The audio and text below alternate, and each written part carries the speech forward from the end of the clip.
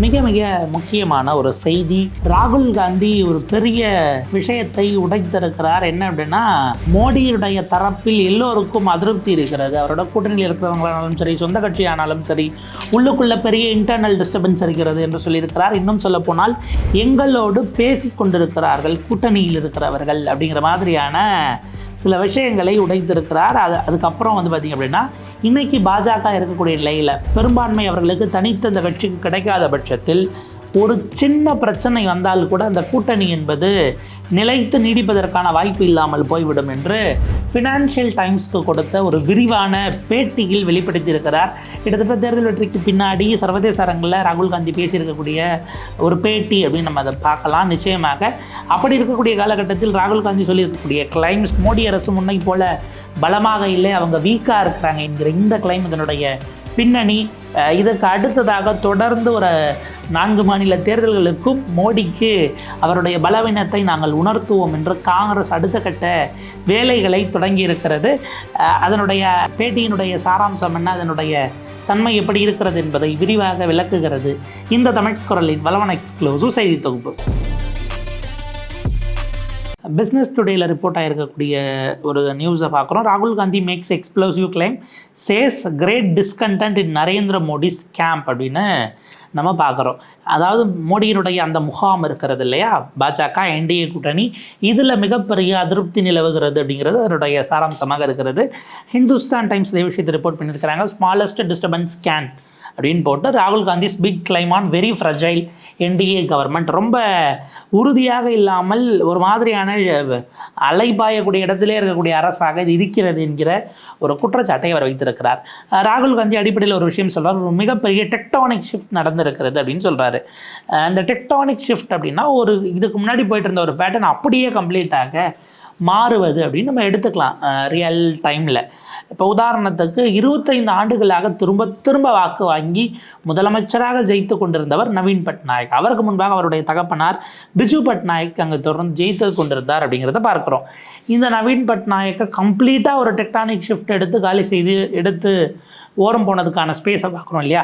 கடந்த தேர்தலில் ஜெகன்மோகன் பெற்றிருந்த சீட்டுகளுக்கும் இந்த தேர்தலில் அவர் பெற்றிருக்கக்கூடிய சீட்டுகளினுடைய எண்ணிக்கை இருக்குல்ல, அவர் எதிர்கட்சி தலைவருக்கான அந்தஸ்து கூட கிடைக்குமான்னு தெரியாத அளவுக்கு இன்னைக்கு ஜெகன்மோகன் கட்சி அதுக்கும் கீழே போயிருக்கு. அப்படின்னா இந்த லெவலுக்கு நடந்திருப்பது ஒரு டெக்டானிக் ஷிஃப்ட். நாங்கள் 400 வாங்குவோம் என்று சொன்னவர்கள் 240 தான் நின்றுகிறாங்க என்பது ஒரு டெக்டானிக் ஷிஃப்ட் அப்படின்னு நம்ம பார்க்க வேண்டிய தேவை இருக்கிறது.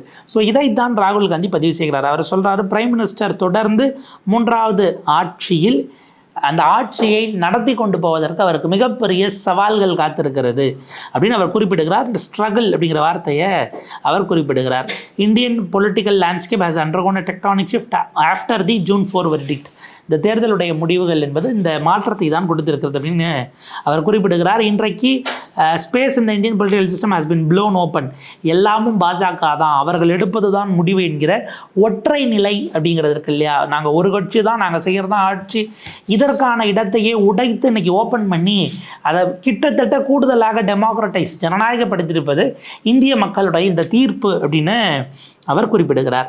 இதில் பார்த்திங்க அப்படின்னா, இந்தியா பிளாக்கினுடைய சீட்ஸை நம்ம பார்த்தோம். இவங்க ஒட்டுமொத்தமாக கூட்டணியோடு சேர்த்து பாஜக 293, பாஜக மட்டும் 240 அப்படிங்கிற கவுண்ட்டுக்கு வந்திருந்தது. இவங்க இந்த பக்கம் 234 சீட் 543 அப்படிங்கிற எண்ணிக்கைக்கு இந்தியா கூட்டணி, இந்தியா பிளாக் வந்திருப்பது அப்படிங்கிறதெல்லாம் நம்ம பார்க்குறோம். அந்த number are such that they are very fragile and very smallest disturbance can drop the government. இந்த அரசே கவிழ்வதற்கு ஒரு சின்ன டிஸ்டர்பன்ஸ் வந்தால் கூட போதும், அதை தாண்டி பெருசாலாம் நீங்கள் திட்டமிட்டு எதுவும் செய்ய வேண்டாம் அப்படிங்கிறத கொடுப்பது. பேசிக்கலி ஒன் ஆலி has to turn the other way. அவ்வளோதான். ஒரு கட்சி, ஒரே ஒரு கூட்டணி கட்சி முடியாதுன்னு கிளம்பி நகர்ந்துட்டாங்கன்னா அது நிதிஷ்லது நாயுடுவிட்ட கம்ப்ளீட்டாக ஆட்சி அதிகாரம், அதற்கான மெஜாரிட்டி என்பதெல்லாம் அப்படியே இல்லாமல் போயிடும் அப்படிங்கிறத அவர் குறிப்பிடுகிறார். The idea that you can spread hatred, you can spread anger and you can reap benefits of that the Indian people have rejected it in this election. The former Congress leader said Gandhi, who won both Raebareli and Wayanad Lok Sabha seats. அவர் என்ன குறிப்பிடுறாரு, நீங்கள் BJP இந்த எலெக்ஷனில் ஒரு விஷயத்தை தொடர்ந்து பண்ணிக்கிட்டே இருந்தாங்க.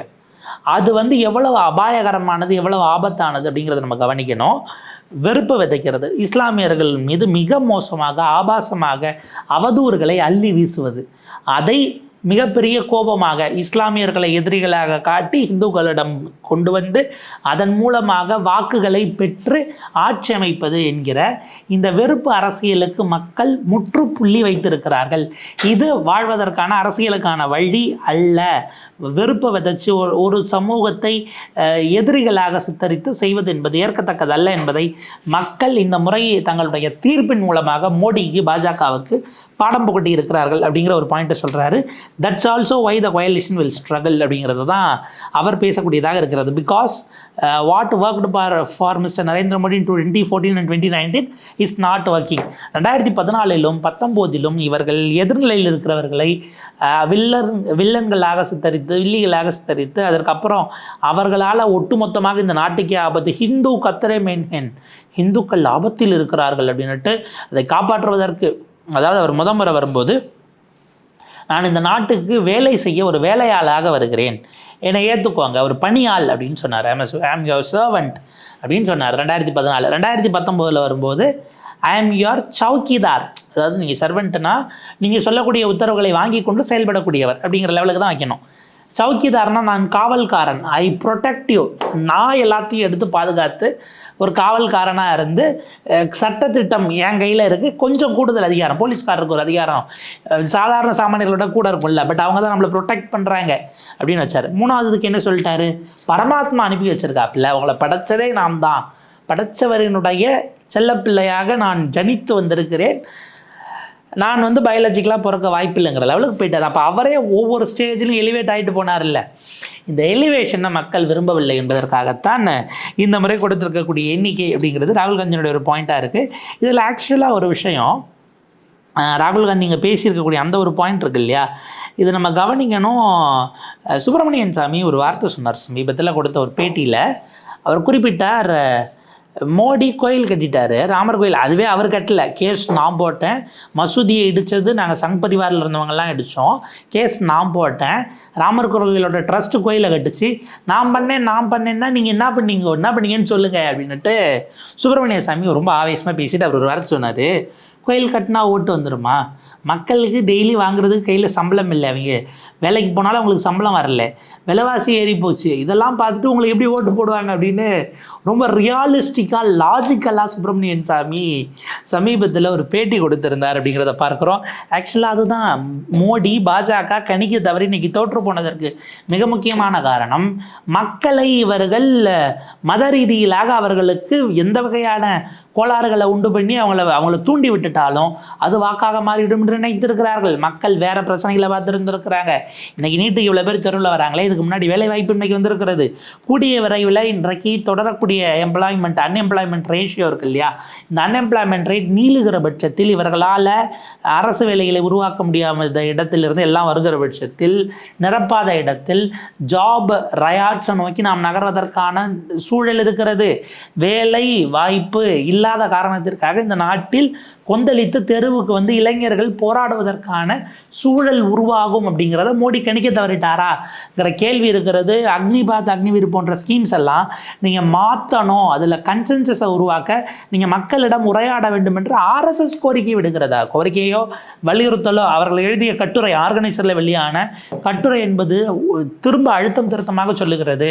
பல ஸ்கீம்ஸை நீங்கள் மாற்றணும், அதுக்கு அமைச்சர்கள் எங்களோட ஆலோசனை நடத்துங்க, மக்களோட ஆலோசனை நடத்துங்கன்னு RSS கூப்பிட்டு தூது விடுது.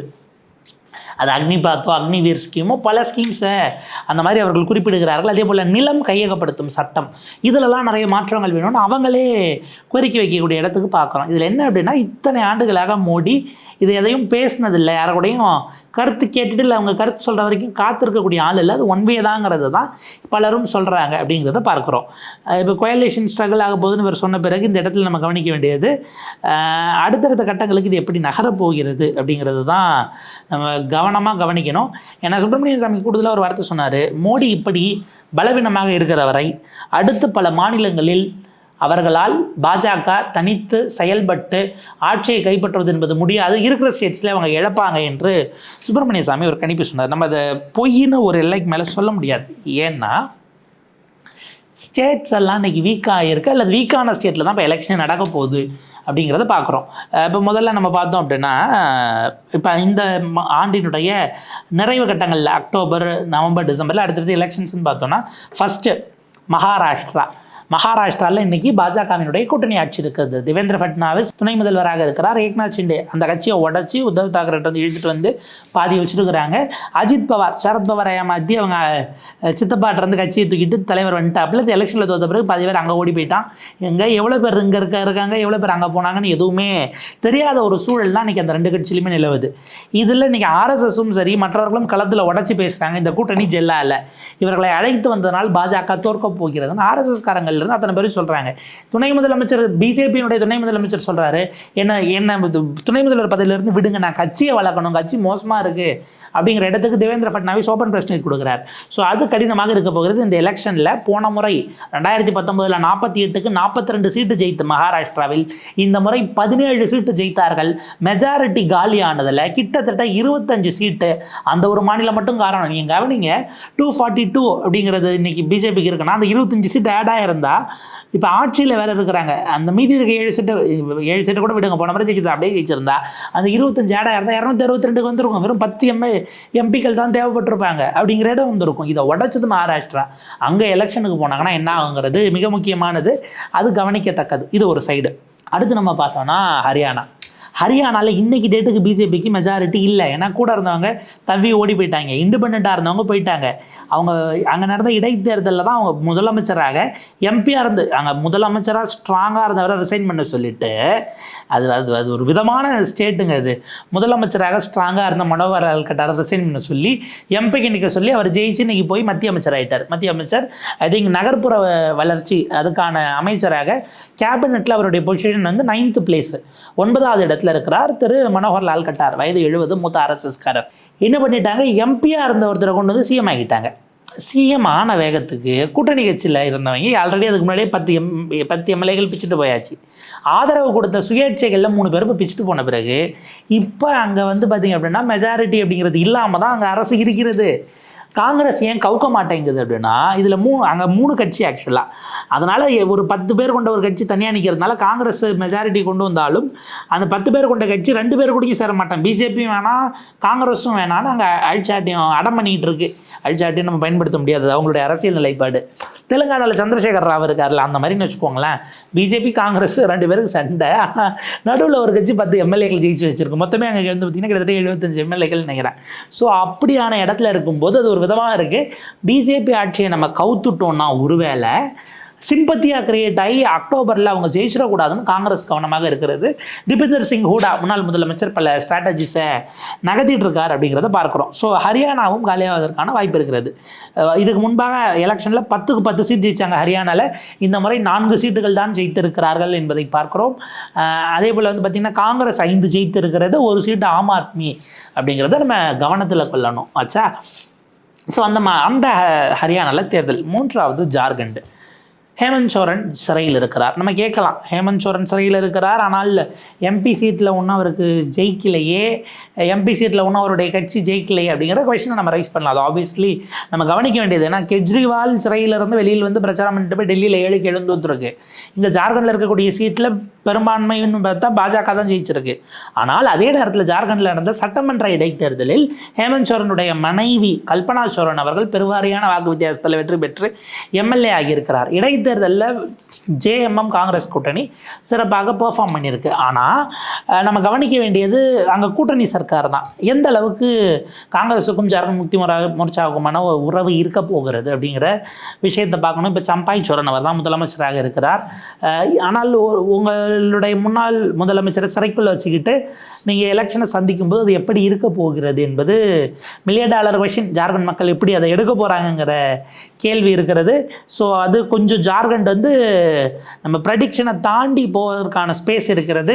கிரவுண்டில் என்ன ப்ராப்ளம், எதை அட்ரஸ் பண்ணுறாங்கிறது நம்ம கவனிக்கத்தக்கது. அதை தாண்டி ஹேமந்த் சோரனுடைய குடும்பத்திலேயே அவருடைய அண்ணி, அதே போல் அண்ணன் மகனெல்லாம் பிஜேபியில் ஆல்ரெடி இணைஞ்சிட்டாங்க. அங்கே எம்பிஸாக எம்எல்ஏஸாக இருக்கக்கூடியவர்கள் அப்படின்னும் போது அந்த ஃபேமிலிக்குள்ளேயே அந்த பாலிட்டிக்ஸ் அப்படிங்கிறது நகர்கிறது. ஸோ இது மற்றும் ஒரு முக்கியமான விஷயமாக நம்ம பார்க்க வேண்டியிருக்கு. பட் அதை தாண்டி நம்ம அடுத்த கட்டத்துக்கு போகணும். அடுத்ததாக ஜம்மு அண்ட் காஷ்மீர். ஜம்மு அண்ட் காஷ்மீரில் ஓட் பர்சன்டேஜ் எப்பொழுதும் போல் கம்மியாக தான் இருக்க போகிறது. இப்போ நடந்த தேர்தலிலேயே அது மெஹபூபா முஃப்தியினுடைய கட்சியாக இருந்தாலும் சரி, மற்றொரு கட்சியாக இருந்தாலும் சரி, தேசிய மாநாட்டு கட்சியோ இல்லை மற்றவர்களோ சரி, இவங்க இந்தியா பிளாக்கோட கிட்டத்தட்ட ஒரு அலையன்ஸில் இருந்தவங்க உமர் அப்துல்லாவோ அவங்க பெரிய லெவலுக்கு அங்கே ஜெயிக்கலை அப்படிங்கிறத பார்க்கணும். ஓட் பர்சன்டேஜ் 25 வர்றதே பெருசு என்றாலும் கூட அங்கே கிரவுண்ட் என்னவாக இருக்கிறது, பிஜேபிக்கான அக்செப்டன்ஸ் இருக்கிறதா, அல்லது அங்கே இருக்கக்கூடிய வாக்குகள் அது கன்சாலிடேட் ஆகக்கூடிய அதில் வாக்களிக்கக்கூடியதே பிஜேபிக்கான கூடுதல் ப்ரப்போர்ஷன் உடையவர்களா என்கிற கேள்வி இருக்கிறது. எப்போதும் ஆர்டிகல் 370 நீக்கி அதற்கு முன்பாக சட்டமன்றம் கலைக்கப்பட்டதோ சுமார் 7 ஆண்டுகள் அப்படின்னு நினைக்கிறேன் ஒரு மாநிலத்தில் சட்டமன்றமே இல்லாமல் அந்த மாநிலம் செயல்பட்டு கொண்டிருக்கிறது. அதுக்கப்புறம் அதை 2ஆக உடைச்சாங்க, 3ஆக உடைச்சாங்க, 2 யூனியன் டெரிட்டரி, ஒரு சட்டமன்றம், ஒரு ஸ்டேட் அப்படின்னு. அதுக்கு தான் இப்போ எலெக்ஷனை நோக்கி நகர்றாங்க. இது எல்லாத்துக்குமான டேட்ஸை போட்டு காங்கிரஸ் அடுத்த கட்டமாக தன்னுடைய வேலைகளை தொடங்கி இருக்கிறது என்பது தான் கவனிக்கத்தக்கது. காங்கிரஸுடைய லீடர்ஷிப் அந்தந்த மாநில தலைவர்களோடு சந்திப்பு நிகழ்த்துகிறார்கள். ஜூன் 24 அதாவது நாடாளுமன்றம் தொடங்கக்கூடிய அந்த நாளில் ஜார்க்கண்டினுடைய மாநில தலைவர், அதே போல் Maharashtra unit June 25, Haryana June 26, Jammu Kashmir June 27 ஆகிய நாட்களில் சந்தித்து அடுத்து எலெக்ஷனுக்கான ஸ்ட்ராட்டஜிஸை டிஸ்கஸ் பண்ணுவதற்கான ஒரு ஸ்பேஸை தொடங்கி இருக்கிறார்கள் அப்படிங்கிறத பார்க்குறோம். அஃப்கோர்ஸ் பிஜேபி பேக்கப்பில் இந்த மாதிரி ஆர்எஸ்எஸோ விஸ்வ இந்து பரிஷத்தோ மற்ற ஹிந்துத்வா அமைப்புகளோ ஃப்ரண்டல் ஆர்கனைசேஷன்ஸோ இருக்க போகிறாங்களாங்கிறது $1 மில்லியன் கொஸ்டின். மோடி அந்த பழைய பெரும்பான்மையோடு இல்லாத போது மாநில தேர்தலில் அவர் என்ன செய்ய போகிறார், பாஜகவினுடைய ஸ்ட்ரென்த் அப்படிங்கிறது எப்படியாக அது மாறப்போகிறது அப்படிங்கிறதெல்லாம் நம்ம அடுத்தடுத்த நிலைகளில் இவால்வ் ஆக போகிறது. ராகுல் காந்தியினுடைய இந்த பேட்டி மிகப்பெரிய அரசியல் சதுரங்கத்தில் முதல் காயை நகர்த்தியதாக நாம் பார்க்க வேண்டியிருக்கிறது. அடுத்தடுத்த நிலைகளில் எப்படி போகிறது, யார் தொடர்பில் இருக்கிறார்கள், எதற்கு இருக்கிறார்கள், அல்லது இது எடப்பாடி பதவியேற்ற போது அடுத்து 8 அமாவாசை தான், 7 அமாவாசை தான், ஸ்லீப்பர் செல்கள் தான் என்று மாற்றி மாற்றி சொன்னதை போல அதுவே தொடரப்போகுதா அப்படிங்கிறத நம்ம அடுத்தடுத்த நிலைகளில் தான் பார்க்கணும். ஸ்லீப்பர் செல் வைத்திருப்பது ஆர்எஸ்எஸ்ஸா அல்லது இந்தியா கூட்டணியா அப்படிங்கிறதெல்லாம் நமக்கு அதனுடைய ஒர்க் ஃப்ளோவில் தான் தெரியும். இல்லை அவர் எடப்பாடி போல வெற்றிகரமாக 5 ஆண்டுகளை நிறைவு செய்ய போகிறாரா என்பதை ஒன்றன் பின் ஒன்றாக நம்ம பார்க்கலாம். தொடர்ந்து இணைந்திருங்கள் தமிழ் குரலோடு. நன்றி, வணக்கம்.